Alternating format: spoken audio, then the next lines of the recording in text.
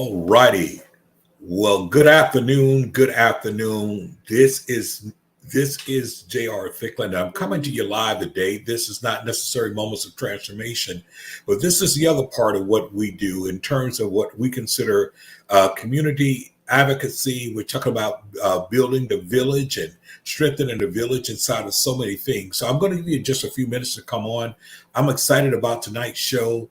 I am very excited about it because, in fact, we're going to talk about something that I don't think that we talk enough about in our community. We're going to be talking about reviving baseball in the Black community, and that's so important inside of it. And I'm going to give you a few minutes. Why don't you come on and give you a few minutes to like and to share with others? But I want you to get ready to come on and be able to share your time with others and let us know that you're watching. Here, I'll give you a few minutes to get on, just a few minutes to get on. I'm excited about what tonight holds. I'm excited about the information that's going to be shared. And I want to be able to share it with you tonight. So as you're coming on, I'm going to give you a few minutes to come on. Then we're going to bring our guests on, and we're going to be able to go from there. So let me see. I am live. I know that much there.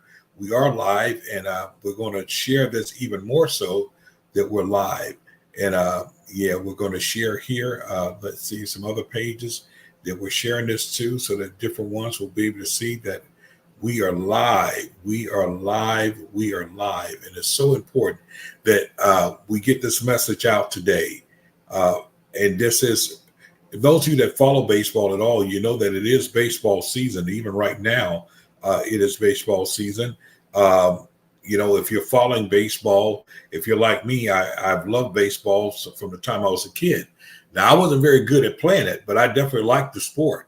And we'll get into that in a little bit because I will tell you this much here, that, once upon a time, that's what we played. It was baseball. We called it stick ball back then. And we would get out there with our stick or board, and we played. And that was our pastime. We enjoyed doing it. We had a lot of fun doing it. And we want to get a chance to kind of get back into that conversation tonight. So as you're coming on, I know for some, you're going to get in just a little bit. But I want you to like and share as we prepare to do so and have a conversation around reviving baseball in the Black community. I think it's so important to do so. So if you would like and share this afternoon, and I'll be so excited. And I'll be so glad that you did so. Like it and share it if you would. Like and share. So I'm going to ask you to join us now. And we're going to get into a very informative discussion there. So as you're coming on, I'm just going to prepare myself. That's just my eyes that are trying to water up, but we're going to be just fine here in a second. So like and share this afternoon. So what of a different show. But I want you to get this. I want you to share it as well, because there's some very important things I'm going to also be sharing inside of this as we get going. So, yes, just a few minutes for someone to come on. And I know, thank you so very much. As you're coming on today, I'm going to ask you to like. I'm going to ask you to share. I'm excited about the possibilities and the things that we're going to talk about tonight because I think it's so important. I'm going to just step aside for a second because we're going to talk about some things that are going to be very important. And I'm going to try to put those things up on the screen here in a second because I want you to see what we're talking about as we get going. So tonight, I want to bring on a very special guest tonight because I want to talk about reviving baseball in the Black community. And that's so important. As I was saying, I grew up playing baseball. We all played baseball at one time. I wasn't good enough to make the high school team or anything, but I played in a little league and I did some things back in the day, and I enjoyed it. It was a pastime that we did. And it's interesting. And back in those days, we had people that we looked up to. You know, we looked up to if you would, the Hank Aaron's of the world. We looked up to people from that era. We look up to the Jackie Robinson, the Willie Mays, and we can go on as we bring it through generations. But somewhere along the line, we don't see that many African-American baseball players like we did at once upon a time. But tonight I want to bring on a very special guest, this young man I've known since he was probably in high school. I know inside of for many, many years. He's a great young man doing great things in the community, always about building positive connection I've known him. I've known his family for many years, and he has a passion. He's a player. He's done it all, and I want to bring him on because of the fact he has some very important information I think you're going to find very interesting. And if you're a parent right now, listen, get your child, get them around, invite them on, or listen to the information they're going to share. So I'm going to invite right now to come to the screen with us today, none other than Bobby Gilbert Jr. He is the founder of the Florida Minority Baseball Alliance. Yes, sir. Yes, sir. Thank you. I'm so glad to have you and being with us and everything. And I just want you to kind of share some things because baseball, like I said, was that sport that I remember playing, even sometimes on Sunday afternoons or we get out there, grab some of our friends. We didn't always have to have 9 guys out there. We just wanted to play because there was something that was exciting about it, was exhilarating about it. And in that passion, I would love to see return. And I know that's kind of where you are. So tell the audience a little bit about yourself and a little bit about Florida Minority Baseball Alliance. Bishop, thank you so much for having me on. I really, really appreciate it, Doc. I grew up right here in West Palm Beach, Florida. I'm a homegrown city boy right here in West Palm Beach. My father and my mother, they're both pastors here in Palm Beach County. My grandmother was a pastor here in Riviera Beach for a long time. Yes. Gilbert, and she did a lot of great work here in the city. But within the city around the times like 1980s, I was born in 81. So Riviera Beach was playing baseball back in the day. I want to say 84, 85, around that time. Everybody was playing baseball. And it was just a big thing. I mean, for us, Friday evenings and Saturday mornings, late into the evening time, we were just all at the baseball field. I think I kind of fell in love with it at that time. It was a family-oriented environment.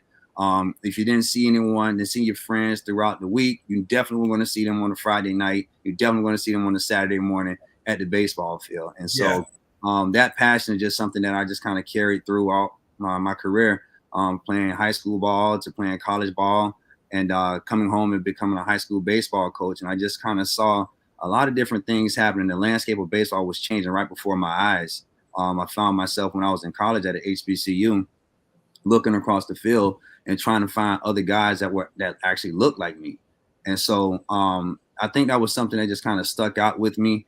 And as I became a coach and I started to see a little bit more from the other side as a coach instead of a player, I said, there's something here. There's something going on here. And I think I need to step myself. I need to put myself in a position to where I can actually really make some change and be more impactful around the state of Florida and around the game of baseball. Yes, sir. And so and what you saw changing was the fact, did you see a lack of participation? There wasn't as many Black or minority kids actually playing baseball? Right. So what we saw and through research and things like that, I want to say around maybe around then, like 1980s, Major League Baseball saw, I think it was about the highest percentage that he had was like 18.1% with African-American baseball players. And I think around that time, there were a lot of us, like you mentioned before, in your conversation with your crowd, that we had a lot of people we can look up to. And then all of a sudden around like 1993, 1995, I want to say 1993, there was a strike. There was a Major League Baseball strike. And when the strike happened in Major League Baseball, the decline started to happen right then and there around that time frame. And why it started to happen that way, we don't know, but it just kept going. It kept going. From people that I spoke to within the city, they said drugs started to be a problem in the community, where a lot of people that used to play baseball started, doing other things, and it just kind of took us away. The money started to be an issue. And so that the decline started to happen way before. It started happening in the 80s, late 80s, but it was still kind of still going because they had players at that time still playing, but it started to dwindle in the 1990s. It just went straight down. It went down all the way to the point where it was at one point, it was only 4.4% African-Americans playing baseball in Major League Baseball. That's kind of interesting because the fact some of us are a little older, like I said, we remember names like Willie Mays and Hank Aaron, and we can go on, Ken Griffey Sr., Ken Griffey Jr.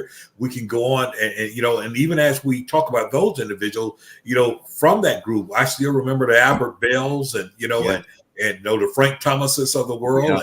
You know, and I can go on and talk about other players that was there. Darryl Strawberry, Dwight Gooden. Well, those are names.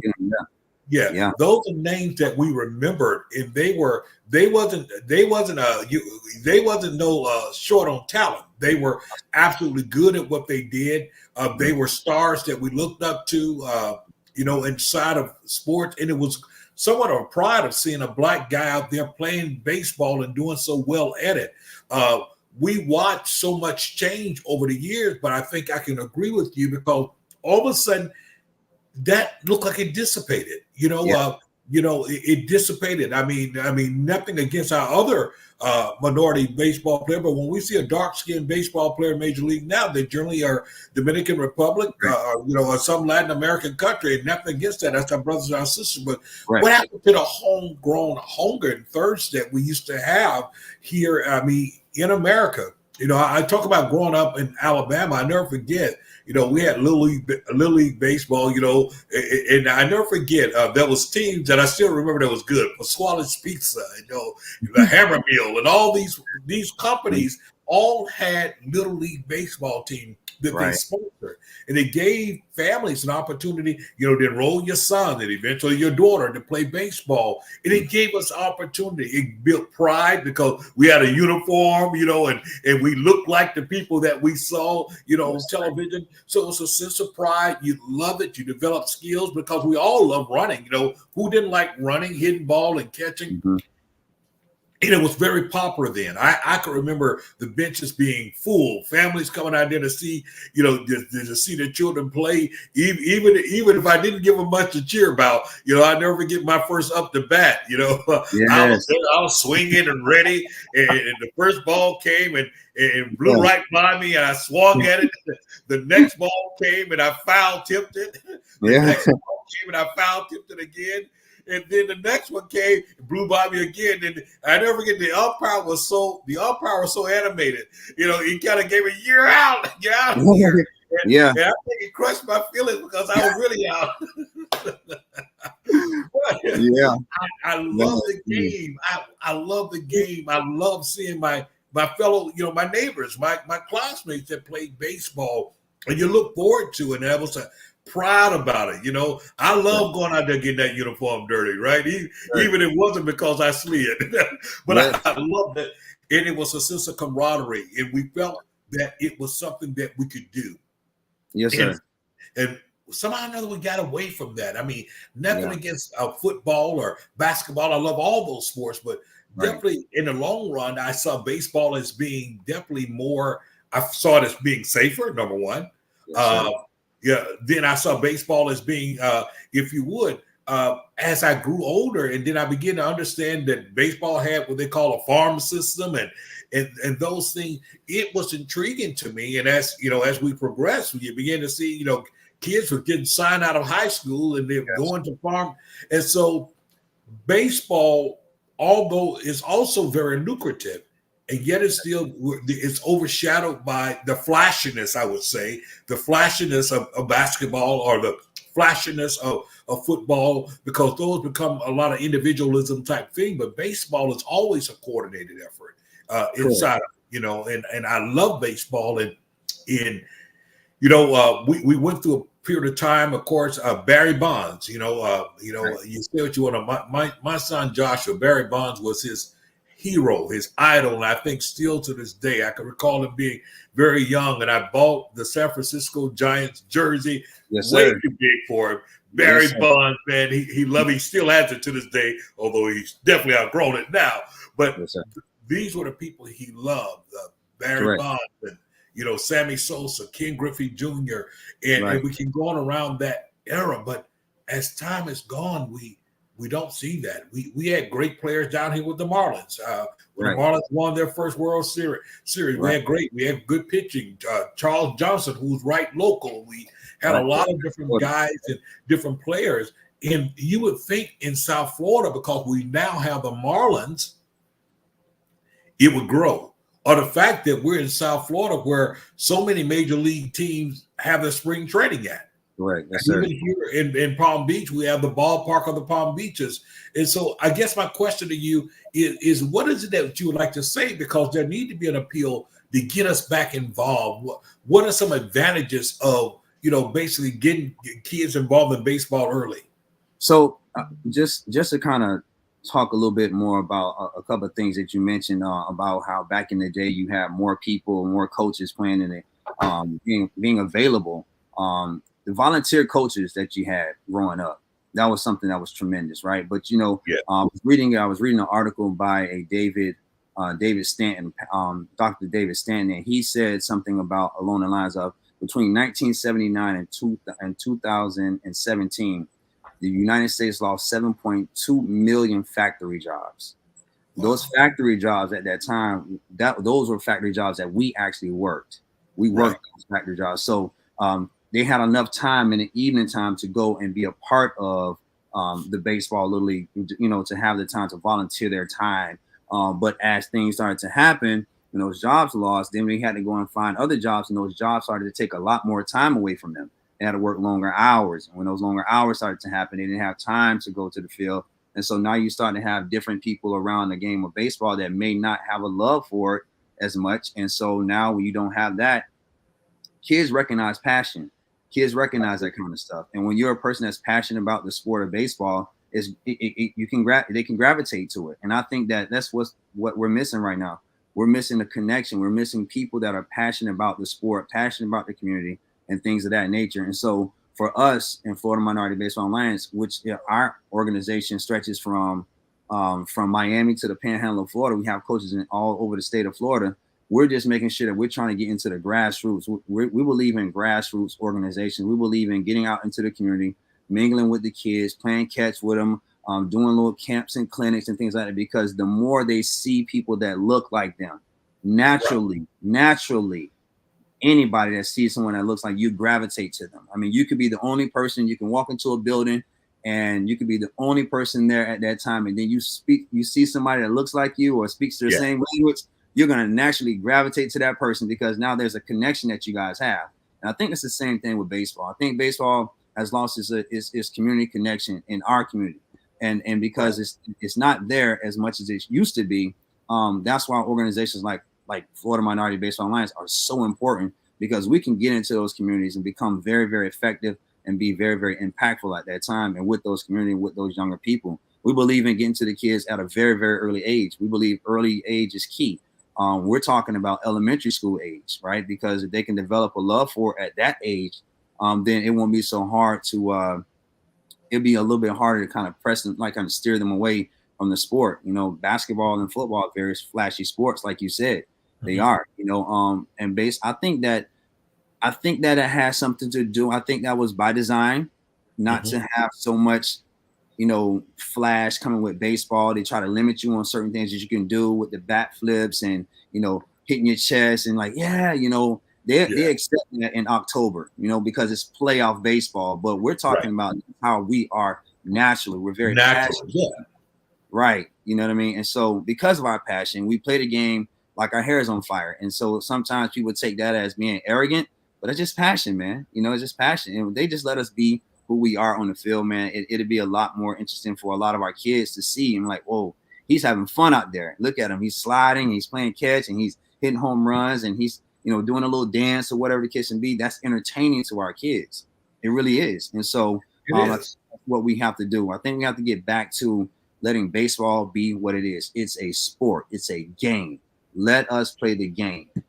And you made so many great points, because baseball can be a very exciting game. It is. I mean, it's nothing like, not just a home run, right? But sometimes, the double, the ball getting through the middle, getting by the shortstop, or that amazing catch that someone makes out of nowhere. Or, of course, we talk about every now and then we see someone hit a grand slam. But even more so, the double play, the triple play, all those things that are so important. Or a strikeout that blew right by. I made a lot of folks famous back in my childhood days because they blew right by me. But I think that is so important. And so the message, I think, even to to our brothers, the men that are listening now, and those of you, thank you for joining in. Some of you, I see that you made some comments, and if you're joining, if you're watching, put a comment in there. Let us know that you're watching and everything. Yeah, thank you so much. That's our dear brother, Pastor Constable Malcolm Senior. Man, I miss you from being down in our area there, but yes, definitely, we understand the pride that's in baseball. But let's go back to something that's so important, because I think you're right. The passion, anything that we get involved in, you know that we just add a different flavor to it. We always have, right? Yes, sir. We get involved with, we got involved with golf, and we released a tiger, right? Okay, right. And before then, you had the Calvin Peets, and you had the different ones. And I go back to think about, you mentioned October. Reggie Jackson was known as Mr. October because we knew the fact that when he came, he shined. Yes, but however, let's go back a little further, because baseball was very engaged with people of color, Black people. Let's go back to, say, the Negro League. Yes, sir. The Negro League. Before we was ever even allowed to play in the major league, there was a Negro League that was filled with some very amazing, talented players, right? Absolutely. Amazing, talented players. We all remember Jackie Robinson because he's responsible for breaking the color barrier. Right. But let's not mistake him. There was a lot of great players that just simply did not get that opportunity there. Let's talk about the Negro League a little bit, and let's, surprisingly for a lot of people, talk about the role that the Black church played in support and sustaining the Negro League. Absolutely.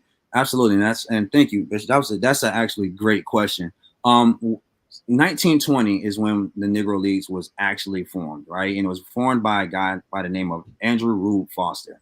Andrew Rube Foster was born to a Methodist pastor in Texas. So right then and there, the guy that actually, there you go, already, the guy that actually formulated the Negro Leagues has a history in the church. And because of that foundation that he was, being raised in the church, I believe that foundation a lot to deal with the fact that he was able to deal with resilience, right? Anytime any adversity would come up, I'm sure he had a power source that he would reach out to. He would talk to God. He would refer back to what his teachings were. And I think that's something that I do often, as an athlete myself and also as a coach. And so the black church was very instrumental into the Negro Leagues, because when the Negro Leagues came into town, and they were playing their games, they normally play games. Sometimes it was during the weekends, and they will play their games on Sunday afternoons. And I know a lot of bishops and pastors right now, you won't cut your church short for a baseball game. I know you won't. But back then in that time, they would make sure the church was cut a little short just to make it to the ball field, and it will come out in their Sunday's best, and they will call it dress to the nines.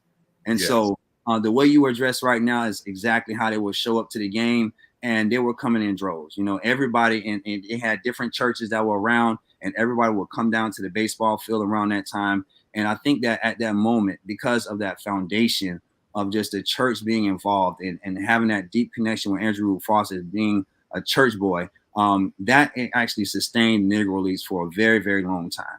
And then when you had other people, it kind of went down for a little while, and then it came back up, where you had Greenleaf, a guy named by the name of Greenleaf that started it up again. He was a little different. However, the premise and the foundation of the Negro Leagues was based upon a strong foundation in God. And because the guy that actually founded the Negro Leagues was the one that actually grew up in the church.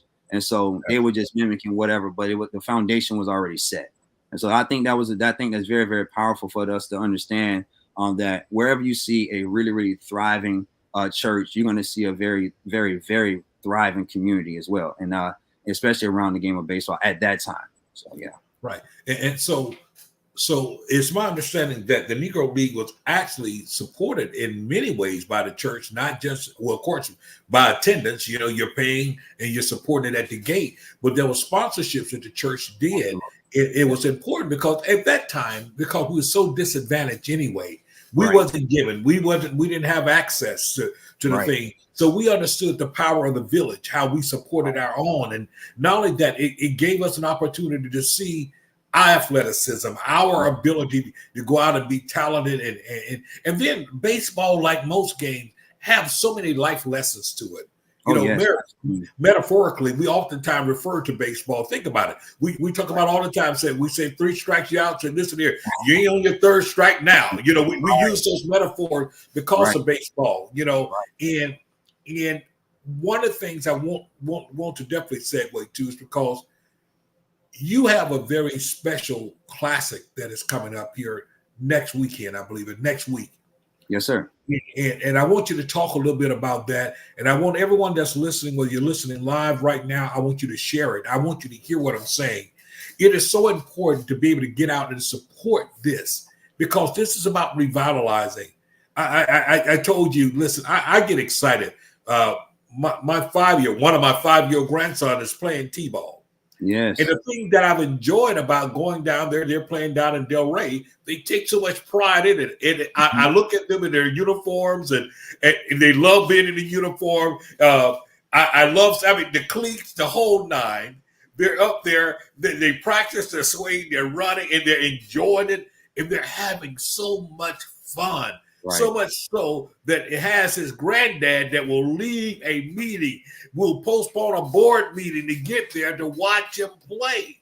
And I'm saying, very important. The enjoyment, the excitement that's in his eyes when he look out there and see Paw, it's like, man, Paw.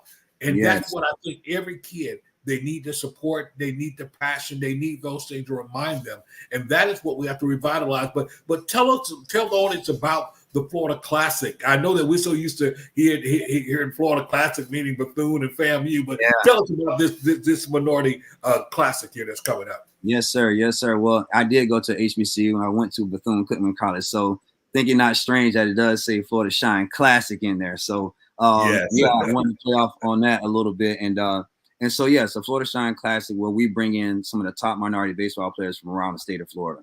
And like I said to you before, we're bringing in kids, and our coaches are from Miami all the way to the Panhandle of Florida, and that's where our kids are coming from.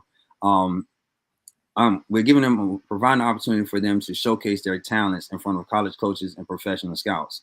Many times for us, it's not economically possible for a lot of our kids to go to these big time showcases, and so these showcases can range from between $500 to $1,500.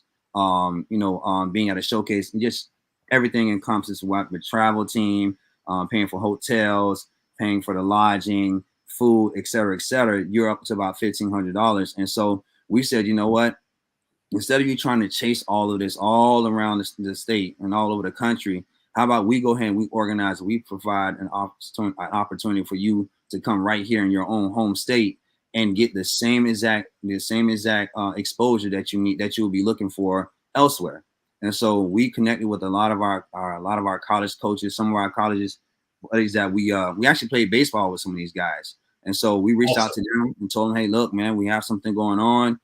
Come support it, come look at it, come check it out. And last year was our first year that we held it at the ballpark of the Palm Beaches, which is now called Cacti Ballpark. Okay. Yeah, yes, sir. They changed the name. There's an artist, a rapper by the name of Travis Scott. He has a company called Cacti, which is like an energy drink or something. But he actually bought the naming rights to the ballpark, and so now we changed it. So last year at the ballpark of the Palm, that now the name Ballpark of the Palm Beaches, we brought in 75 kids, and out of the 75 kids, we had about 13 kids walk away within that time frame after the Florida Shine Classic. 13 kids were signed to colleges. And so we're looking to kind of keep that trend. We had a lot of different people helping us out in a lot of different areas. We had a strong organization out of St. Pete, Tampa area that helped us out with a lot of this stuff. We had a lot of people helping us out from Orlando area, which in Miami area. And so a lot of those coaches were able to kind of talk to their people and get those people to come down and see these players. And so we want to continue with that trend. It's a 3-day weekend. It's a 3-day event. It starts on Thursday, May 16th, with the meet and greet, where the first time a lot of these players will be seeing each other, from the players from Tallahassee, be seeing the players from Miami. And so they never have seen each other before, probably on the internet or through social media. and to get a chance to see him. And it's just a time for us to really take a pause out and just be okay with just us playing the game of baseball and being okay in the space. And so that's going to happen on that Thursday. Friday, we'll have our showcase where our college coaches and our scouts will come out and evaluate our players. If they like them, then they, sometimes they talk to them, sometimes they talk to us. But we just provide an opportunity for them to get out there and showcase their talents. And then on Saturday, we'll finalize it with the baseball game with some of the top players that we selected from the showcase, and then kids that we've already invited. And so we're looking to have a really, really good time. We had the band out last year. Palm 6 band came out, which was a lot different from a lot of people. A lot of baseball people kind of looked at it, kind of frowned on it a little bit. But I was like, hey, listen, if you do your history, man, back in the day, our people always had some type of tambourine or some type of drum or something going on at the field, man. And so we want to make sure that we want to kind of revitalize that part, bring very, very, very entertaining to the sport. It's going to be very, very interactive. Last year we had people that were out that were asking questions, trivia questions throughout the game, and we're giving away prizes, and we had a lot of kids and that came out. And so this year we want to make sure that we're able to bring out as many kids as we can. So you're hearing it right here, right now by Coach Gilbert. If you have a son or a daughter or a grandson that plays a game of baseball, if they show up that day, May 18th, at the ballpark in their uniform, they will get in for free. Yeah, exactly. That's the thing. Bring them out. Once again, one of the things, and I know you and I talked about this off camera, so many times we'll talk about how sports becomes a great diversion, keep kids from being in trouble, keep kids from just having anything to do. And baseball definitely, provides that as well. The thing about baseball too, and I know that I've got to get you there inside of the part is that a lot of time people don't recognize how lucrative that baseball really is when you start reaching those different levels. It is. The longevity of baseball is different. People playing in the farm system. We can think of so many people, so many players. We see two-way players, and oftentimes that decision is between baseball or football, or we've been blessed in our lifetime to see those that did both. Bo Jackson, we all remember Bo Jackson from back in the day, who was an incredible running back out of Auburn University, but was also equally a great baseball star as well. Yes, and he did both. He did both. And then we saw Deion Sanders, right here from Florida, do the exact same thing. I mean, I could still recall Deion literally getting on a helicopter after leaving the football game to go play baseball. Yes, sir. And had a great time and did well that night. Yes, sir. Did very well that night.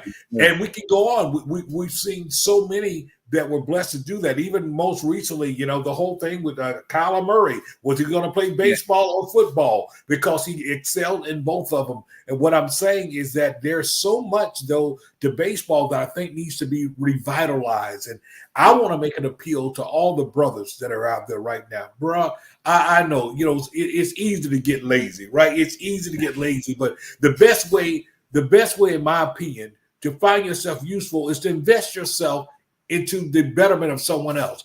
Invest yourself. Be willing to come out there, help with these young men, help be a part of it, help round out some young man that you may see that may be having trouble. Socialization. He can learn about teamwork. He can understand what accountability is. All these things happen playing baseball. Learn how to deal with failure. Yes, sir. Absolutely. Exactly. How to deal with failure. I love that. But I also want to make a special appeal to the church. Now, this is where I need you all to help forward this message. Yeah. Forward this message to pastors. Listen, let's support baseball again, especially among our Black families and Black kids. Baseball is a sport. I personally enjoy baseball. I had the pleasure of being at the Marlins first game when the Marlins first came. Yes. Also had the pleasure of being a part of the Marlins first World Series. I was at Game 7 when they played against the Cleveland Indians and won their first World Series. Yes, sir. I've had the opportunity to be around baseball, and yet it's still, I'm saying, I've been away too long. It's time to come back. Come back. in baseball. And I'm telling you, my grandson have inspired me. I go out there to see his little team play and all those kids, and shout out to the people down in Delray Beach that are doing a great job with the little league there, and they're taking it seriously. But I'd like to see them connect with what you're doing, and for other of us to get out and let's support it. Even as churches, how can we help sponsor? And that's what I want you to get to, because this is next week. What are some things that the church could do to help sponsor a kid or sponsor inside of this? I think it is a, if you would, it's a way of touching our life, touching some lives in a very tangible way. So tell them what they can do. Absolutely, Doctor.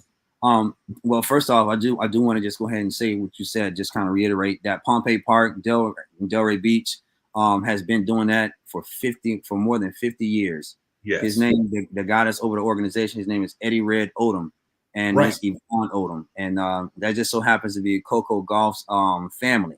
Yes, so, yeah, my granddad. And so they've been doing that for a very long time, and we really appreciate what the Odoms have been doing in baseball for a very long time. But getting back to the point you were asking about the church, I believe that, one, I will say this, most importantly, I would ask that you pray for my organization. Most importantly, just pray for the organization. You know, on top of the prayers, there are some things you guys can help us out with. We're asking for you guys to help us out with trying to make sure that our kids are able to receive the cognitive development, the cognitive assessment test. They're going to be receiving scouting reports. They'll be fed. They're going to receive a uniform.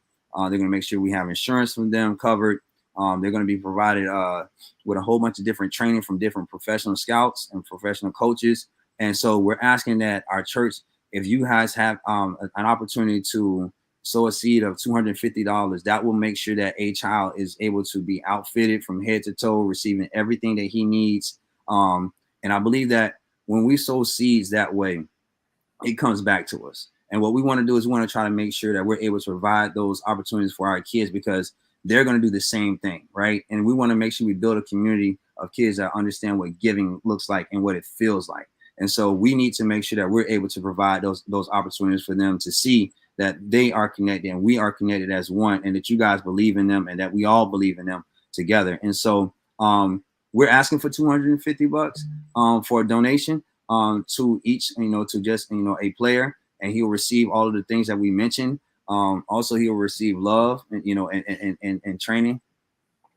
And so I want to just say that we really appreciate it, and that if it was something else that you want to provide, you don't have to stop there at $250. If you want to just give $50 or you want to give $100, whatever the case may be, just know that it's going for a good cause. It's going for a good cause. Thank you.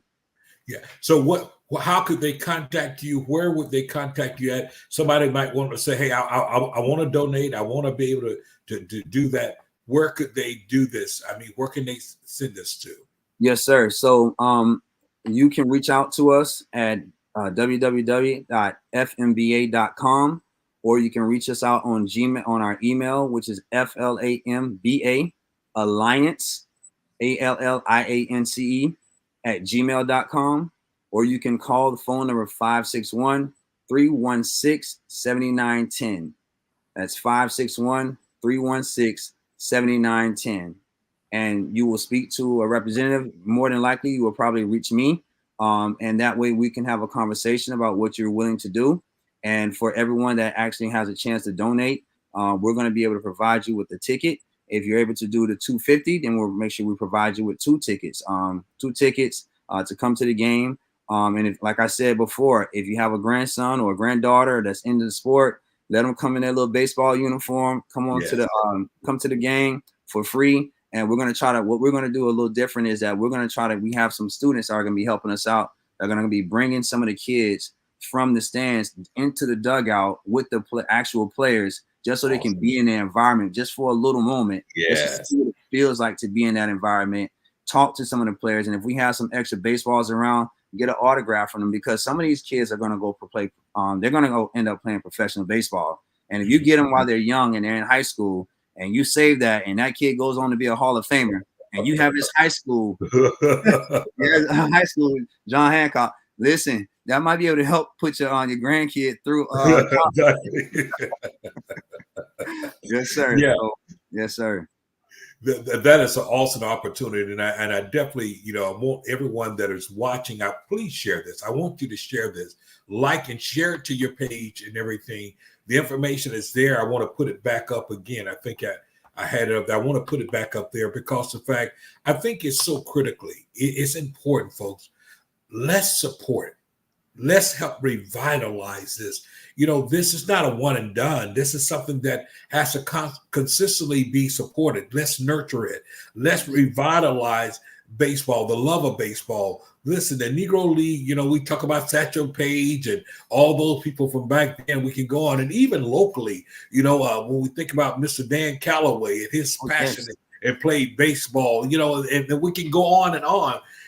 There is so much that is rich, and that is rich. And I believe that this here is a vehicle. The Florida Minority Baseball Alliance is a vehicle that we all can become a part of. And so I want to speak to the brothers out there. Listen, the Deacon Board. Why don't y'all have a challenge? The Deacon Board, have a challenge with the ministerial staff, and y'all sponsor a couple of people. Kids.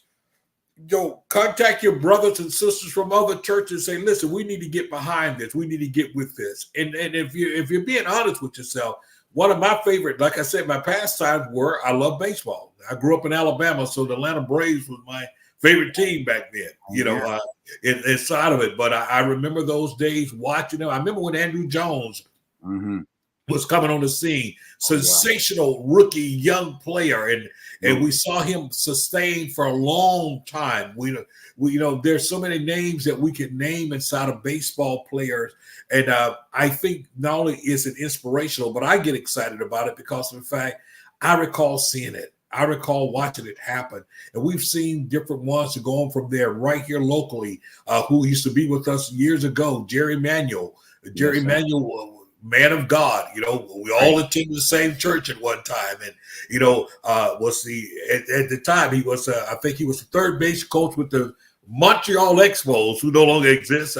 Inside of that, and after leaving there, became, if you would, the coach there with the Florida Marlins. Yes, sir. Josh Ellison won the World Series, yeah. And that man of God, I was right with him when he was fasting and praying. When he actually applied for the Chicago White Sox job. Yeah. He ended up becoming their manager, black baseball manager, did a great job with the White Sox, and set it up. The year he left, they won the World Series the year afterwards. Where have we seen that before, right? Tony Dungy, with John Gooden. Thanks. So we've seen that. So we know that there's so much, if you would, evidence of what happens when we support, when we strive, when we get involved. Dusty Baker, who just retired, winning his World Series and being an excellent manager, from you name it, from the Cincinnati Reds to the Astros to the Giants, all of those things, we've seen it go around. And what we're saying is that let's get passionate again about baseball. Right. Let's push it. Yeah. Pastors, let's push baseball. And those of you that are listening tonight, please share this, because we want to push this. Once again, the Florida Sunshine Classic that is happening. Once again, give them those dates again. Yes, sir. Right here, May 17th and the 18th at Cacti Ballpark of the Palm Beaches. And we're going to have a great time. There's going to be a lot of different things going on out there. And I'll say this too, also to the churches. Listen, this is a community-based organization. So this is not a time where we're going to receive a donation from you and then we're leaving. No, this is something that we want to do because we want to get into the hearts of our community. And so what you're doing is you're sowing a seed for us to be able to continue to provide opportunities for free for a lot of our kids, especially our younger kids. We want to host camps and clinics here. We were able to work out with Revere Beach just recently, about 2 weeks ago. We had a little clinic out there with them, and just seeing those little kids. We brought in a kid by the name of Jamari Philistine, which is born and raised right here in Riviera Beach, Florida. Wow. And he goes to Palm Beach Gardens High School. He's getting ready. He signed to college to play at Indian River, and we took him out to Riviera Beach at Taste baseball field. And there was a little kid that had dreads, and that little kid looked at Jamari and was like, "You have hair that looks just like mine." And so that even though it was very innocent, but the fact that he saw someone that looked like him with Exactly. long dreads, the skin was the same color, it made a connection that that kid would never ever forget, because now he's seeing someone that's on a baseball field that looks like him, that's getting ready to go off and play. So now he feels that he probably can do the same exact thing. So I believe that that connection piece, you know, and being able to you know, just kind of get around people that look like you or love, you know, it just does something to a younger person because they're so impressionable at that age. And so we want to make sure that we're able to provide those opportunities with those camps and clinics here. And so that 250 will stretch. It's just not going to stretch for just our event, but it's going to stretch Right. into the community. And so just want you to understand that, because we're not going anywhere. I'm here. I'm homegrown. This is Right. my area. And so you will see me around on the baseball field. If you don't see me at my father's church or something like that, or at the schoolhouse, you'll see me on the baseball field somewhere. Absolutely. Give that phone number again, because I want to put that up so that if they need to reach you. Yes, sir. The phone number you reach us at is 561-316-7910. Again, that is phone number 561-316-7910. Absolutely. And yeah, I think I'm going to put it up there so that it'll show there. Yes, sir. So listen, this has been incredible tonight. I've enjoyed it. I am passionate. I feel fired up about it. And I hope that everyone else does as well, because this is about making difference. It's about making difference in the community. It's about making difference in the life of a child. It's about being able to support. It's nothing like feeling supported when you know that people coming out and they believe in you, that people, and you can attest to this, a coach, when you see a kid who starts off learning the very fundamentals, and you see them grow over a period of time, there's nothing more rewarding than that. How they grasp things, their skill set, their understanding, and you see them excel. There's nothing greater than that. And for everyone that's willing to come out and support, you're part of that process. And so once again, don't forget the Florida Sunshine Classic that is happening next week. February 16th, 17th, and 18th is that week of things happening there. And we know it as the ballpark of the Palm Beaches. I know it has a new name, but that's right in the heart. I mean, where we're talking about, off of a Military Trail. Yes, sir. Military Trail, Haverhill. Yeah. Yes, sir. Yeah. So it's right, it's literally down the street in a beautiful park. By the way, folks, we have a very beautiful park. We can be very proud of it. Very beautiful. Yes, sir. In the area. And so definitely, I want you to share it with someone. Share this, once again, share this with someone. Share this right now on your page. Send it to somebody that you know, say, hey, look, you need to get behind that. I thank you, Pastor Jamie, and love it. I see that you also joined us tonight.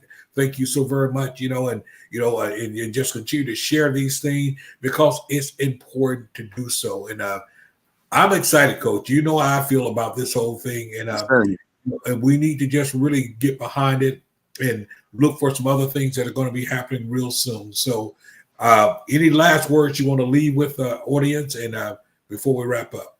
I really appreciate the opportunity to be on here tonight. I really appreciate you guys getting on and just listening to what we have to say. Just understand that this is a sowing of a seed. And so this is going to be returned full. It really will. And I'm not saying that just because, I'm saying that because I'm born and raised right here in Revere Beach and West Palm Beach area. I grew up in this area, and I know the impact that churches have on a young man or a person, and having them to be able to support you in that manner, it goes a long way, because the dollar is cool, but where that dollar is coming from is most important, and why they gave that money is most important. So whatever you guys give, whatever you lay on your heart to give, we really appreciate it, and we thank you for the opportunity again. And we will see you guys at the ballpark. Make sure you guys, hey, listen, you get to the field a little early. You can ask one of the people that are probably walking around in like a blue or turquoise shirt. Say, hey, is Coach Gilbert here? If I'm not running around, I'll come up and I'll shake your hand, because what you're doing right now is something tremendous. And I just want you guys to understand how much I really appreciate you. So if you can meet me there between the times of 10 and 10:30, I'll come up and shake your hand personally. Anytime after 10:30, I can't promise you, because I got to get to work. But definitely come on up and meet me, and I'll shake your hand and just tell you how much I appreciate you for coming on out. Absolutely.